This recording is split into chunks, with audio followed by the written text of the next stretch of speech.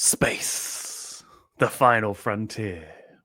These are the voyages of the starship Is This Enough? Their continuing mission to ask bullshit questions and be exceedingly sexy. Is This Enough? With James O'Donoghue and David Hoare.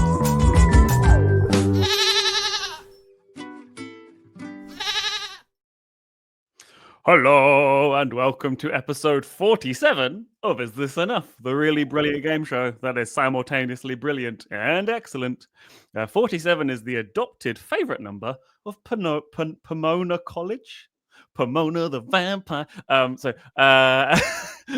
A liberal arts college in Southern California whose alumni have added cultural references, added the number as cultural references in numerous places, including many Star Trek episodes. Fucking nerds.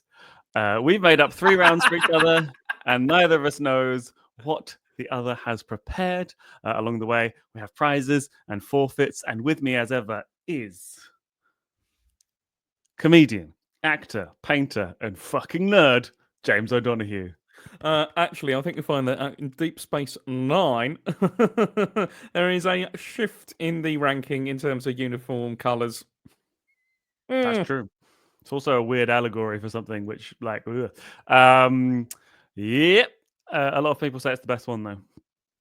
I've not done Deep Space Nine. I've done. Have you done Deep Space 1 through 8? It's my favourite. Oh, bloody hell. Here he is. Who put 20p in you, eh? That won't go far these days. Thank you very much, Rachel Reeves. So last time James won, and they received the donut, and I lost, and I received the whole. We hope you'll play along at home. Please let us know your scores by emailing us at isthisenoughpod@gmail.com, or you can follow us at isthisenoughpod on Facebook, Instagram, TikTok, YouTube, or Substack. Is This Enough Podcast at .substack.com. James, would you like to know this week's prizes and forfeits? Yes. Great. If you win this episode, you receive 47 brand new good Star Trek The Next Generation episodes as a prize. Yes. Fantastic.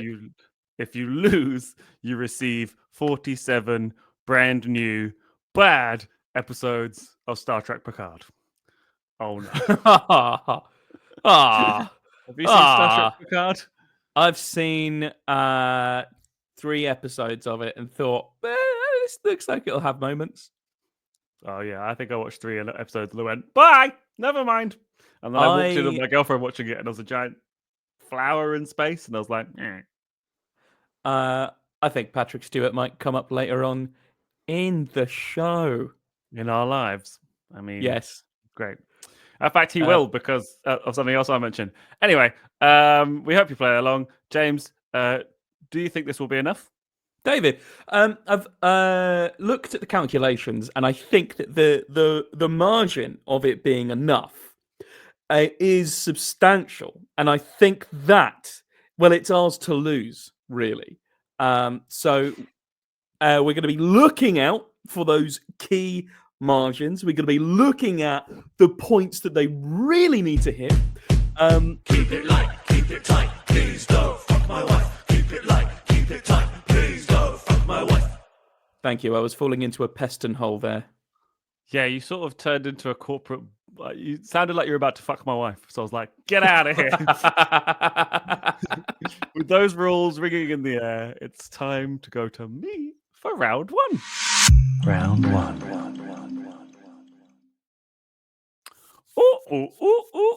James, round 1 is called General No.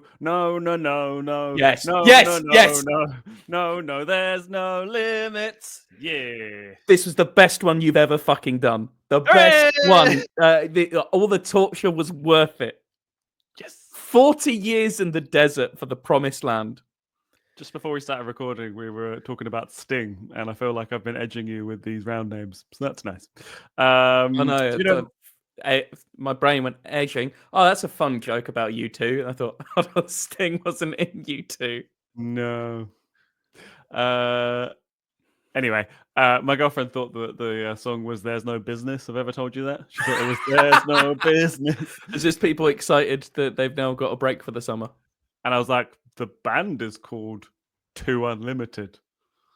I don't know. Anyway, Two Unlimited had a UK #1 hit with "No Limit" that I just sung there.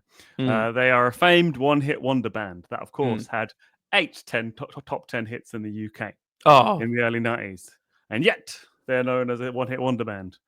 So I'm going to name you some one-hit wonder bands, and you yes, have to tell please. me whether they are true one-hit wonder bands, whether they only had one top 10 single in the UK, Yeah. or whether they don't fit these weird parameters. Ah, fuck yeah.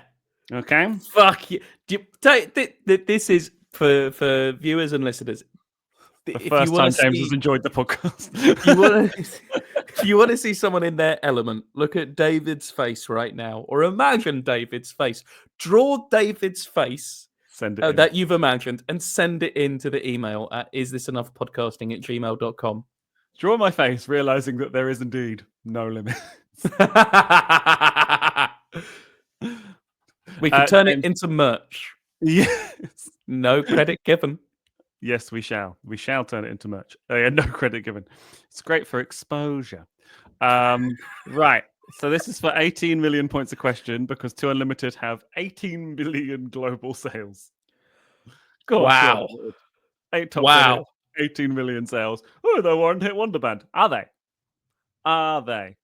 Right, James. Question number 1. Is Rick Astley a one-hit wonder? No. Anyway. You know that Rick Astley, for a couple of years ago, went on tour as Morrissey? He decided. Yeah, he decided that people. Glastonbury, they get really pissed when they do it. Yeah, people needed an unproblematic Morrissey, Mm. and he's kind of kept in shape and kept a quiff. So he's decided that I am. He went full Captain Phillips. Went, look at me. I am Morrissey now. Well, they are doing the Smiths. I don't think they're doing Morrissey solo stuff, but I think. But No, it's really of course they funny fucking wouldn't. Videos of these young members of Blossoms being like, "There you go, Rick Astley. Here's a Jaeger bomb." Really funny. And Rick Astley going, "Oh, you're always making me do Jaeger bombs, our Blossoms." So, James, do you think that Rick Astley is a one-hit wonder? I don't think he is. I think he's definitely not in my heart. Well, correct. He has had 8 UK top 10 hits, the same as Two Unlimited. So that's 18 million points to you there. Congratulations. But has he ever been in love when he's seen the stars reflect in the reservoirs? Is this charming man just about how Rick Astley is actually just quite a nice guy? Comes across so well at on the one show. He'll never give you up. I'd love to hear a Smith's version of Never Gonna Give You Up. Oh, let's not think about that. Anyway, question number 2. Bob the Builder, is he a one-hit wonder? Oh God, I'm going to say yes, but it fills me with a less sense of hope. So you think he's only had one top 10? No, I'm going to say no. I think he's had more. He's had multiple. He is Correct. legion. He's had 2 UK #1s. Horrid. I'll give you one extra bonus point if you can. I'll give you one extra bonus point if you can for each song you can name. That So there's Bob the Builder, Can We Fix It? Then there was. Did he do a cover of? He did a cover of it. Fuck. It's not. He did a cover of Swordfish Trombones by Tom Waits. The entire album. A big black hole in the neighborhood. There's a rumbling down below. Hee hee. We sail tonight to Singapore. No, I thought you were going to get it there because you said it's not, and I thought you were going to say it's not Mambo #1. It's not Mambo #2. He got a UK #1. Of course he did. Of course Mambo #5. A song about someone just shagging about, and they were like, "This builder that children like. Why? The whole thing is baffling. Neil Morrissey, just absolutely like not having to do any. Second Morrissey has hit the cell tower. All eyes now on David Morrissey. Yeah, next year Blossoms and Rick Astley are going on tour as Bob the Builder. No, Tom Waits is going to return the favor. Can you fix it? Yes, he can. Scoop McNizzy and Ronnie too. I knew Rolly when he was a man. Terrible accident, scooped down his brain, and I said, "Can we fix him?" And they said no. Oh wow, yeah, because he is a depressing one. Wow, so that's another 18,000,001 points to there. Question number 3: Stardust. Are they a one-hit wonder? Which one did Stardust do? The music sounds better with you. I'm going to say they're a one-hit wonder. That one, do you know one? Oh yeah, Yeah. yeah. This is like very like maybe early 2000s, 1998. 1998, the year of Batman and Robin in the cinemas. 98. I don't like your time frame references at all. A burgeoning New Labour government Mm. introduces a newly independent Bank of England. 98. Work on the Millennium Dome continues apace. David, I'm going to say that yes, they are a one-hit wonder. Do you know why? More specifically? Because they all died immediately after releasing that. It took too much of their life force. Well, I mean, nearly. What the fuck are you about to tell me? Oh, They only ever made one song, and it was a big, massive hit. But that's all right. Music sounds better with you. It's one half of Daft Punk, so he went off. He did lose his life force. He went off to be a robot. What? So you're not entirely wrong. Yeah, it's one half What? of Daft Punk and then another dude, basically. And like What a- Daft Punk had already started, and I think they'd also released their first album at that point. And then they made this massive hit, and everyone was like, all their record labels were like, "Make more of that!" And then he was like, "No, I'm gonna go make Discovery, and it's gonna be one of the biggest albums of all time." And they're like, "No, don't go make a different album. You're making money this way." And then he made loads of money another way, and they're like, "Okay, Thomas. Hey, you know that new sound you've been looking for? Well, no longer. Listen to this. Yeah. I really like the fact that one of Daft Punk's, the futuristic robot band, his name's Thomas. Like the Hello. tank engine. Hello. James, question number 4. Are 9 Inch Nails a one-hit wonder band? No. I'm sorry, they've only had one top 10 hit Oh. with The Hand That Feeds. Got to What? number 7 Hurt in 2005. Oh, no, of course. Hurt didn't. And then Johnny Cash went, What if I was old and Yeah. sang that as well? Now watch this drive. Well, Yeah. I noticed that you got a lyric here that says shit. Now I don't want people thinking about me doing poo-poos. Yeah, so unfortunately, 9 Inch Nails, a bit of a one-hit wonder band with The Hand That Feeds. Oh. Trent Reznor, of course, this year, snubbed at the Oscars. He did the soundtrack to the film Challengers, which... Oh, yeah. His repertoire for what he's been working on in the past, 10 years. He did the Teenage Mutant Ninja Turtles movie. He also did an album with the front man from Bauhaus. They did an album of covers called When Darkness Doubles, Light Flows In. It's a very good album. Do a really It's good one of the covers Madness. Bauhaus in the middle of us. James, question number 5. Are Led Zeppelin a one-hit wonder band? In terms of number 1, yes. No. They didn't release any singles. They only released albums. Oh! So Weird, right? they're a bloody no-hit wonder, I'll tell you that. Exactly. No top 10 hits, Led Zeppelin. So by these bullshit parameters. And James, question number 6, your final one, Mr. Blobby. One hit wonder? No. No. He's had multiple hits. Are you answering the question, or are you just remembering Mr. Blobby? No. No. No. He's at the corner of my desk like Bob crawling over. Mr. Bobby. If Alistair Beckett King is listening to this, please, you know what Please. to do. You know Please. what to do. James, you're wrong. Mr. Blobby only ever had one single, a bit like Stardust. He got a number one hit, Christmas number one, 1993. He kept Meatloaf and Take That off number one. Also, like Stardust, he is half of. He's the other half of The other half of Daft Punk. Thomas and Mr. Blobby. Around Make the it. world. Do it. Make kiss. Blobby. Blobby. Blobby. Blobby. Blobby. He's trying to get the keys, but his hands are too big. Yeah. Our next live show, by the way, will be coming directly from Crinkly Bottom World. From the abandoned Mr. Blobby house. Yeah, but like a big pyramid. We're up all night to get Blobby. We're up all night to get Blobby.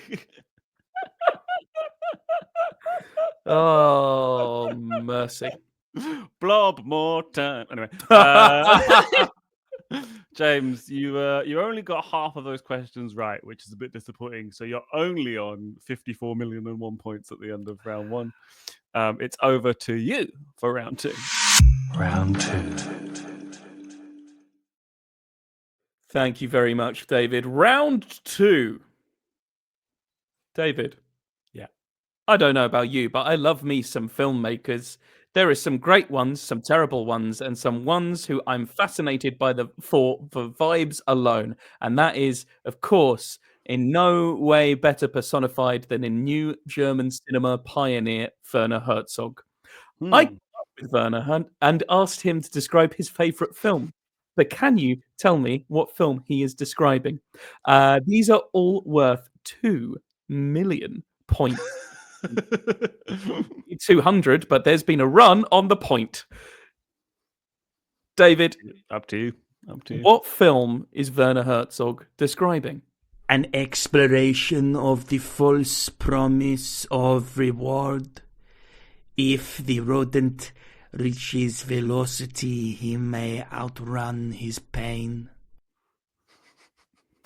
Sonic the Hedgehog. David, it is, of course, Sonic the Hedgehog. That is 2 million points for you, my friend. Congratulations on that. David, what I'd is like to see the knuckles. I should say that, of course, this is a real interview with him, but having watched a few interviews with him since recording these audio clips, maybe the impression would be slightly different these days. Anyway, what's he describing now? Our inability to feel, mocked by images of those who can do nothing but feel. Is it a film or TV show? Yes. It's Film. our inability to feel, mocked by those who can do nothing but feel. Mocked. Oh. Is it a recent film? Fairly recent. Okay. Those who can't feel, mocked by those who. Okay, laughing at a robot. Is it robots? No. So he's describing the viewer as unable to feel, as in our modern age, we are unable to feel. And we're being mocked by things that can do nothing but things that maybe are pure emotion or the expression of. Is it Inside Out? Oh, David, I'm going to give you one more guess. You're very close with Inside Out. You're closer. It's Inside Out number 9. Oh, I'm afraid that I'm sorrow. Why have I always got to be rage? Why am I always the one who's pissed off? James has found a new avenue of Reece Smith, and I love it. I don't know, James. Tell me. David, it's of course the Emoji Movie. Ow! That was There an we answer go. on an episode of Jeopardy, Pop Culture Jeopardy that I watched last night. That's weird. Ooh. I thought it can't be the same thing twice, but it can because they're different quiz shows. More like pop culture synchronicity. David, It's back to Sting. what about fucking this? What if Hamlet was an animal or some shit? Ah, that might be The Lion King. I see you know your judo well. It's the first film I saw in the cinema is The Lion King. Oh, I think mine was. Oh no, they re-released Lady and the Tramp, and I saw that when I was very little. Oh. The first film I can remember seeing is Hercules. Oh. We hold on to our torment, our pain, because it is the only thing that defines us and shapes us. Of course, the inheritors of a Nazi's empire would ask us to let go of such things. This is a German film. Oh, German, maybe not quite, not quite.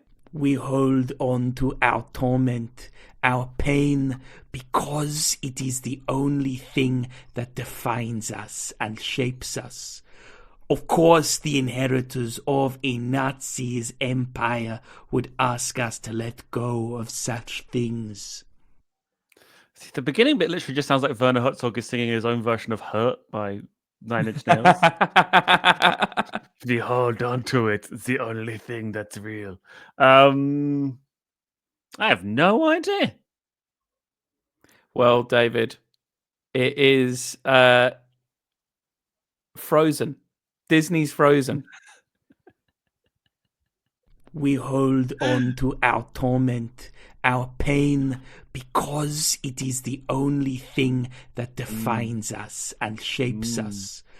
Of course, the inheritors of a Nazi's empire would ask us to let go of such things.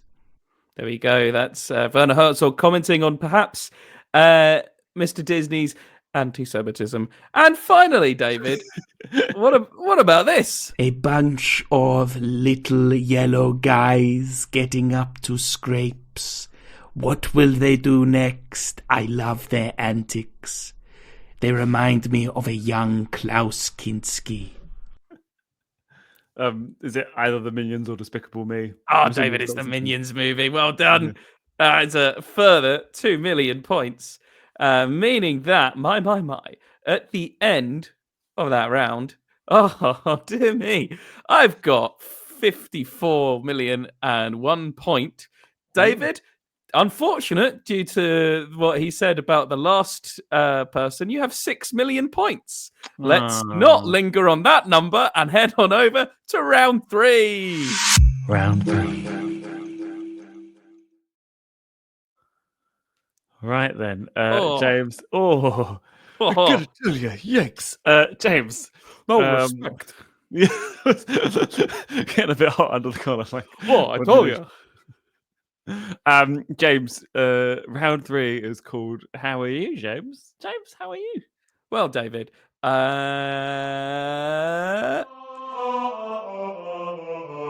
Jesus Christ, that week was fucking shit. Jesus Christ, that week was fucking shit. Oh God! Oh Jesus Christ! I'll be honest, wasn't a good one this week. I have had a period of 24 hours of increasingly bad news. So, since we last recorded, I went down to my parents to learn how to drive and to do a driving test. I had an intensive week, and I'm going to bloody pat myself on the back here and say, well, bloody done. Because over the course of the week, I went from kind of knowing how to drive, but not quite grasping the wheel. But then by the end of the week, I was in a really good place. Did some really fucking good driving. And it was like, as I was ready for my test, it was like, if I was driving home and something happened to my girlfriend and I needed to hop in the driving seat and get us to hospital, I could get there fine. If something happened and someone got chronic diarrhea while they were driving, I could take over and demand that they sit on a newspaper. But yeah, I was like, oh, I can drive. And then it got to my test.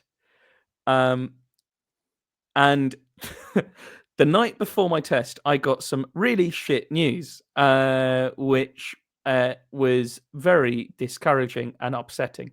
I won't explain what the news is because this will come up in about a week's time, and a lot can happen in that space of that week. So, but either way, for my standing in my career and as an artist, it was really unfortunate, and I felt really sad and frustrated. But meditated, breathed it out, went to bed, had a dream where I passed my driving test, woke up, then went back to sleep, had another dream where I failed, woke up and went, well, it's 50-50. I then, on the way to my test, get told that my... oh, no. That came after. Then I get to...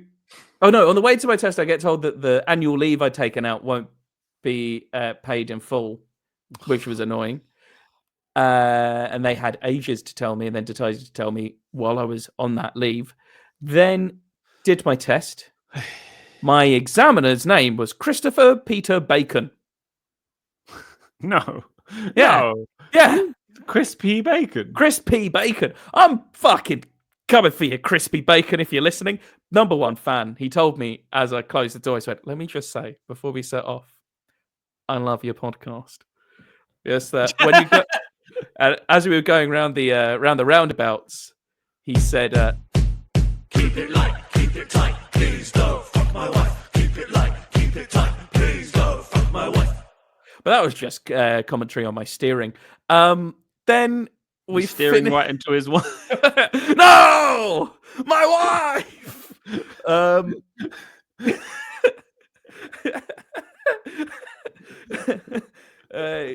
Finish the test. It's mirror signal maneuver, and also put your cock away. We finish the test. We park up. The bay parking I did, he went, it's not a tested maneuver, don't worry. And I was like, fuck off with that. Parked perfectly. Bay parked perfectly. Nice. He went, oh, we're not going to mark you on that. And I went, that's a shame. And he went, turn the engine off. Relax. Take a minute. And he went, oh, I'm really sorry to say this, but I'm not going to pass you today. Unfortunately, you've not failed this time.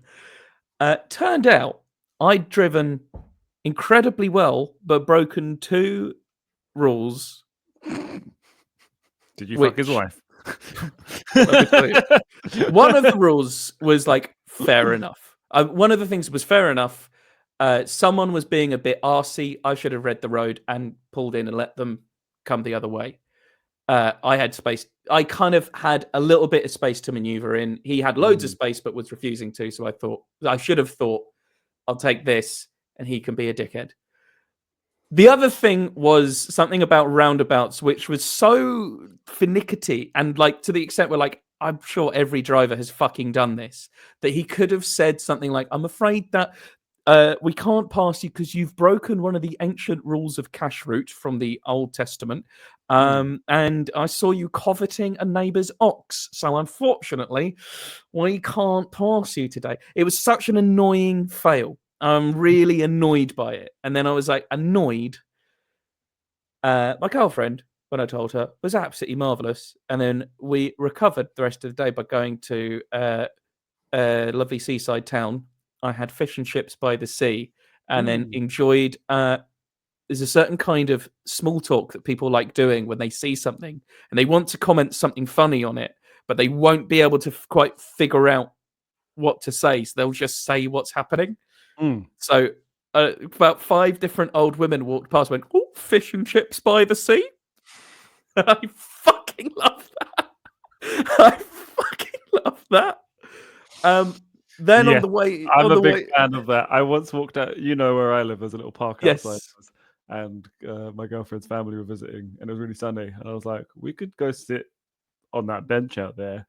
And as I was like carrying some food outside, this guy who lives next door to me, who's a lot posher than me, saw what I was doing and went, breakfast in the park! What a marvelous idea! And I think about it every time I walk out the front of my house. I had it Me and my girlfriend spend a lot of time going, breakfast in the park!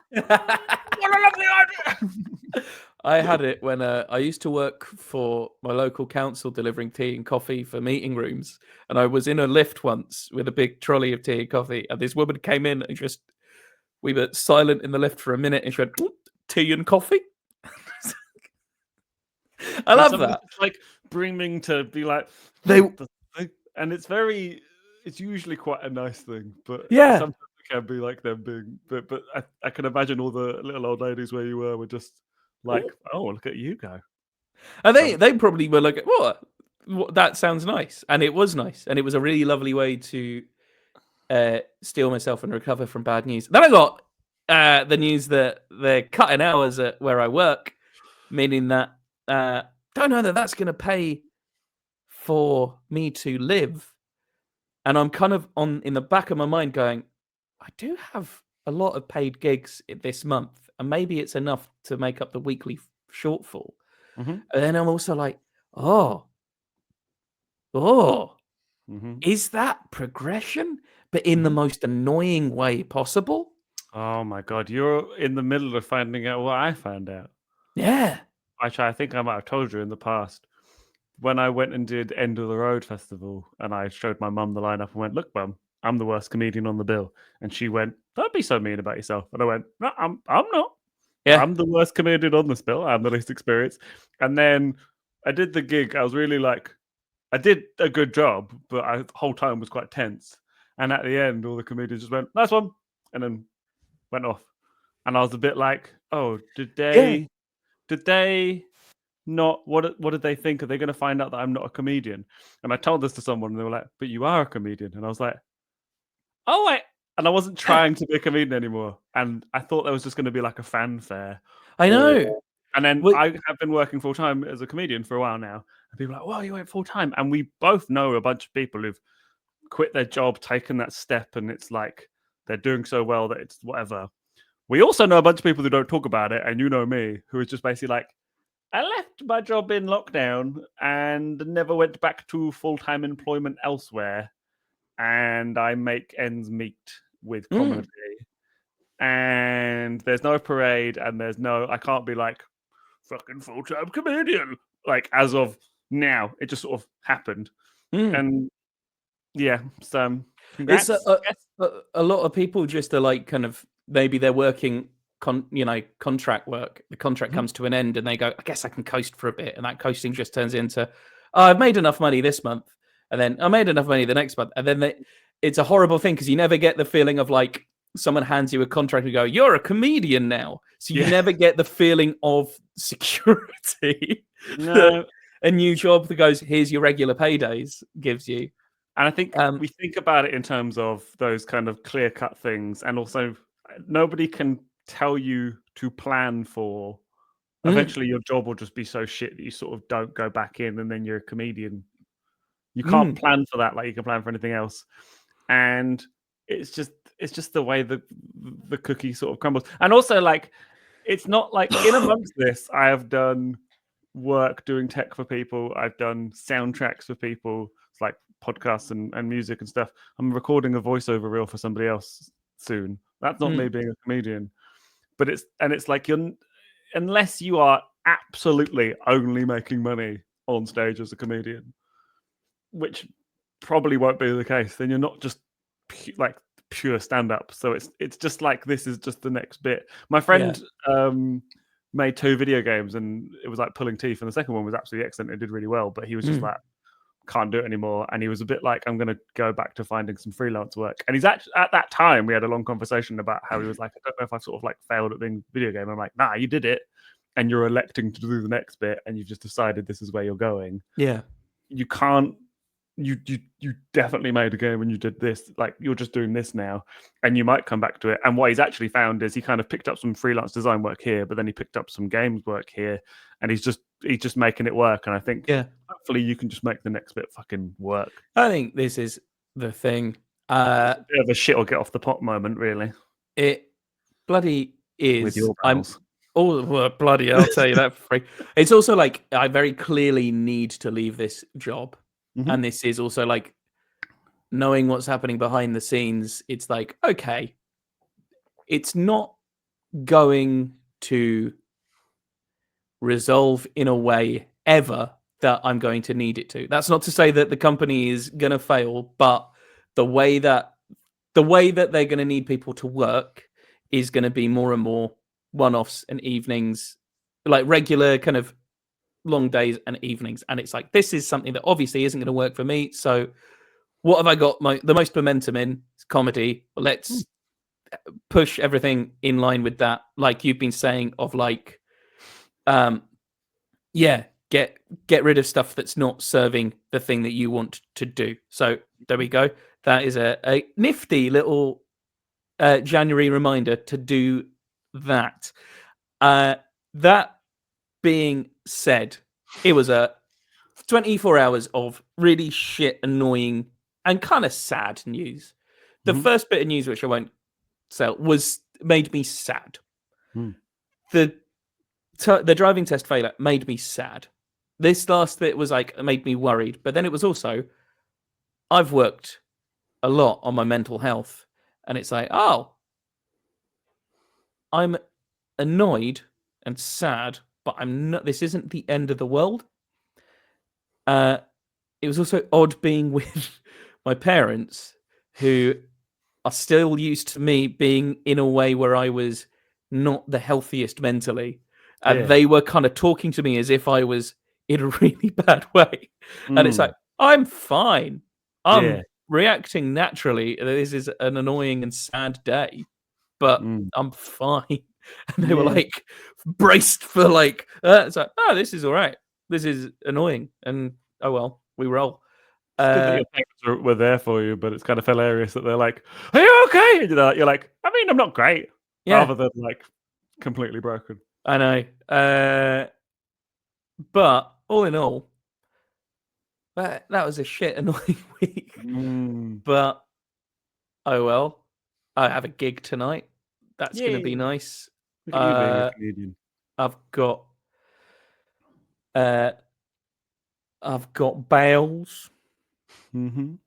I've got. I went to the gym earlier and did a good workout. That's why they bloody call me James Gunn.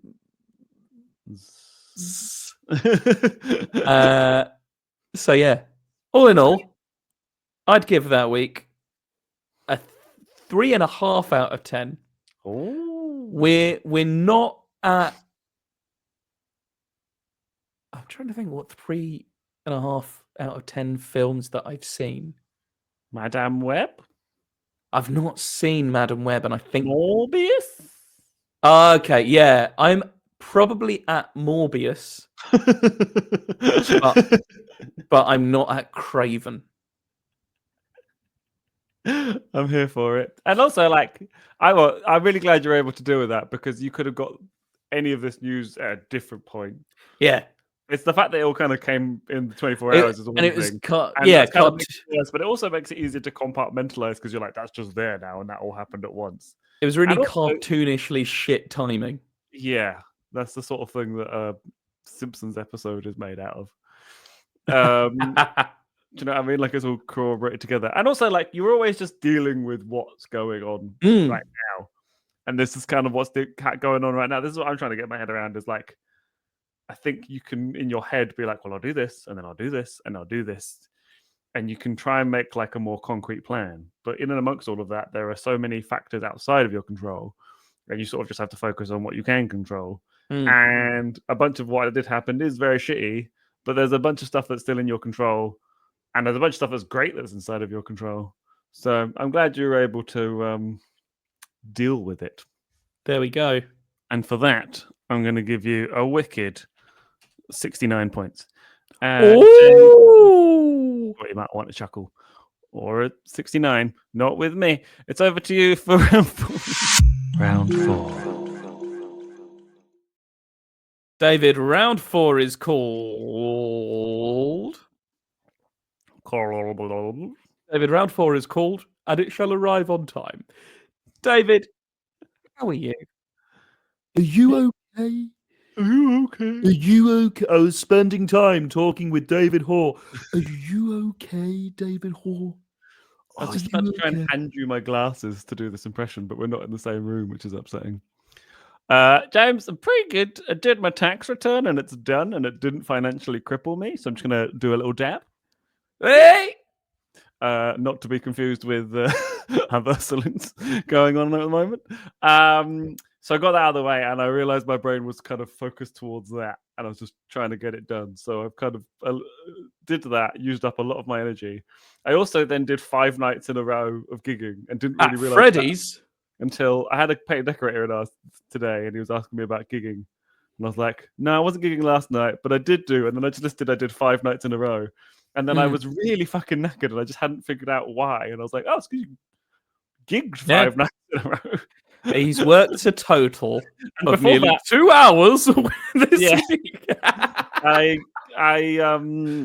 I spent 3 days just bashing out my tax return, which takes a lot of fucking dopamine and brain stuff. Not bashing out anything else, I think. Well, I did take breaks. And On stage.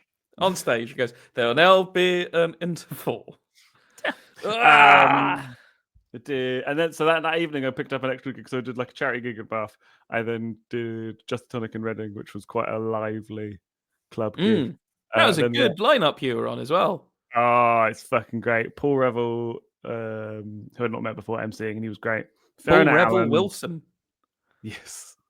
Fiona Allen from Smack the Pony opening and Robin Morgan closing. And I did there on New Year's Eve and it was a little bit more combative and I was a bit knackered. Did it on Saturday and it was fucking boss. I had a great time. Really enjoyable time. And everyone was very nice to me about my comedy. So that was nice. And then I ran 2 previews for Rosie Jones at Chops Comedy, my comedy night, like 2 in one night. And got to see Rosie Jones, who is fucking hilarious on and off stage and very, very lovely. And I explained to her, as I've explained to you in the past, how my girlfriend's father is a bit of a pillock when it comes to how many marriages he's had and the way he treats people around him. And I gave Rosie a lift to where she was staying. And at the end, she was like, thanks very much for a gig. Tell your girlfriend her dad's a cunt. To which I did, and my girlfriend thought it was hilarious. Apologies for swearing. But yeah, I did that. And the week Saturday before, I did a gig. I picked up a gig last minute in Lyme Regis and ended up gigging with Angelos Epithemiou again. The last time I gigged with Angelos Epithemiou, it was a really awful metal detecting rally. They didn't even call it a festival; it's a rally. Oh, yeah, it is a rally. We all died on our hole. But I spoke to him about it, and he basically said to me, he's like, oh, I enjoyed that. And I was like, what? Because I basically watched him go on stage and then drove off because I was like, fuck this. And he said he'd basically watched all of us eat shit trying to do jokes. And he was like, I'm just going to not do that. And I'm just going to go dick about in the crowd. And he was like, ended up having quite a lot of fun. And I'm like, well, fuck you. But I had a really absolute fucking blast. It was like me, Tom Glover emceeing, Ingrid Dahl opening and Angelos closing. And it was just one of those ones where like everybody just crushes and the audience are just so up for it. In Lyme Regis of all places. Just lush in the theatre there. It was so nice. So yeah, that was absolutely great. And yeah, so like I think I've mentioned this before, but because I've been doing I did 3 years on a trot of doing like an hour, a new hour for Edinburgh in August every year. I don't think I'm going to do another Edinburgh run this summer. So I'm sort of extending that round to like, I'd never done my show outside of Edinburgh, past Edinburgh before. I did Aber, Ristwith, a couple of things for Impatient, and now I've got a bunch more coming up. And my cycle for the year has changed. It's kind of confusing me a little bit, which is quite, it's an interesting new challenge. And it's great to not just be stuck in the same thing, but my brain is still sort of compartmentalizing what the fuck's going on. At David's time of life, many people do find their cycles change. But yeah, so I've got at the Keln in Kilburn in London on February 22nd, I'm doing my show 1000% Musical Comedy. It's Impatient Productions, Mark Watson's company are putting it on, so Fresh from the Fringe. And then I was like, oh, cool, I'll go do that. They asked me to do it. And then I looked up what the theatre looked like and I was like, this is a bigger deal than I thought it was. So that's rad. I just got booked in to do some tour support for Lauren Patterson at the on March 27th and at the Wardrobe in Bristol on April 6th. And then I'm Sorry, doing Dave. Could you repeat that about Lauren Patterson? Because I said "ooh" throughout the very important information. I'm doing tour support for Lauren Patterson, the wonderful Lauren Patterson on her tour, on March 27th at Brighton Comedia and on April 6th in Bristol at the Wardrobe in Bristol. And then I'm doing Mac on the Sunday, McContleth Comedy Festival on May the 4th on the Sunday at the Rugby Club at 4 o'clock. And there's some other cool stuff coming out which I need to sort out. Part of my, I was going to be like, I'll get this all done. And then I did my tax return and then a load of gigging. And I'm like trying to do stuff. One of my new things is that if I feel like I can't figure out what the fuck I'm doing and my brain can't do stuff, I should rest. Unless it's like the most urgent thing in the world. Because what I keep on trying to do a lot of my life is force my brain to do something that I'm still not doing. So all I'm thinking about is how I'm not doing the thing in front of me and not resting as well. Whereas if I rest, I can then have a bit of brain capacity. So Wednesday, I didn't do that much. And yesterday, I did record a new episode of Smirsh Pod, the James Bond podcast and affiliate films, which is out on Monday, February 10th, where we spoke about, am I allowed to say? It's good. It's a very quick film and very angry. Come, David. I think you'll find there's plenty of time to die. With me. We're reviewing Come Dine With Me. Wouldn't put it past him. And yes, I was just able to have a bit of a rest. And yesterday afternoon, I was really trying to force myself to do something. And then I suddenly went, nope. And then I just had a bath. And now I feel much more capable doing things, which Very is good. nice. So I've got some exciting stuff coming up, but I sort of like knackered myself out for a few days by doing good things, but I hadn't really acknowledged how much I'd done. And then somebody was like, why am I incapable? It's like, because you used all your spoons. So that's how I am. Well, David, how marvellous. I'm going to give you 69 points times a million. David, you got 69 million points, meaning that at the end of that round, I'm on 54 million and 70 points, whereas you are on 75 million points. Oh, there is all to play for as we slap our balls into round 5. Round 5. Wasn't happy with that, but there we are. Okay. Ow. James, round 5 is of course called What is James Singing? At night, some people snore. Some people sleep talk. Oh, you didn't. Some people sleep walk. Oh, you didn't. Some people sleep Macarena. Some of us have no idea what we ourselves are doing when we sleep. And it's up to other people to document that for science purposes. So when James recently visited us and slept in this very room, I recorded what James was doing whilst they were asleep for science purposes. I'm also going to point out, David doesn't need to creep into the room at night because inevitably, if I'm staying at David's, I will fall asleep on the sofa whilst watching obscure media from the early 2000s. Remember my childhood, James? No, well, remember it now. So, James, for science purposes, I've recorded you whilst you're asleep, singing. And all I need you to do is tell me what you yourself were singing. This is for 10,000 points a question. Question number 1. James, what were you singing?